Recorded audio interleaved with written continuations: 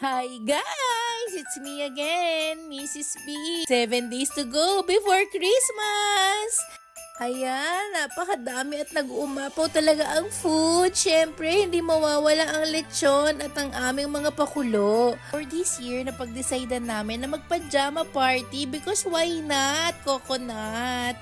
Ayan, kita nyo naman ang lulusog at ang jujubis ng aming pamilya. At syempre, hindi mawawala ang aming Princess Camila. O diba, kabog na kabog ang kanyang pajama. Andyan din ang aking daddy at ang aking mga kapatid. Syempre, ang inyong lingkod, si Mrs. B. Heavenly Father, we come before you today and lift up this Christmas party in prayer. Thank you for bringing us all here safely and for this wonderful time of celebration together.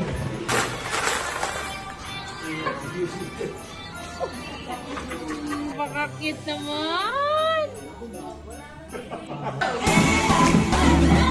Merry Christmas!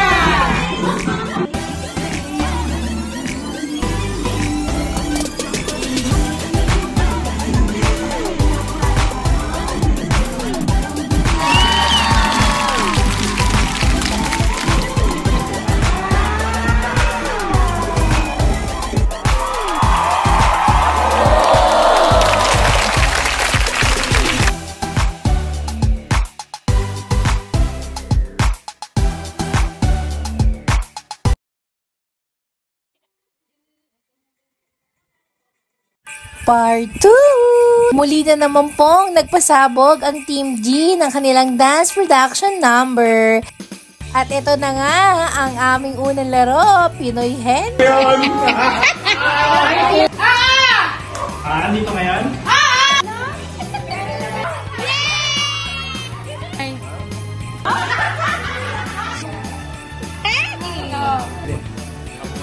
Lechon.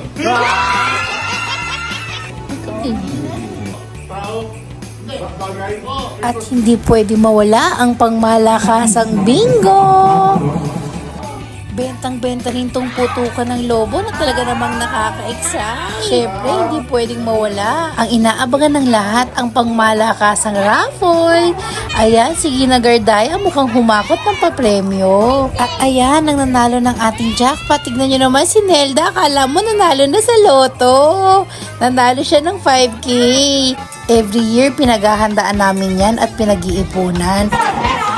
Para mas masaya at mas bongga, lalo na pagsama-sama kaming pamilya. 7 days to go and it's Christmas time.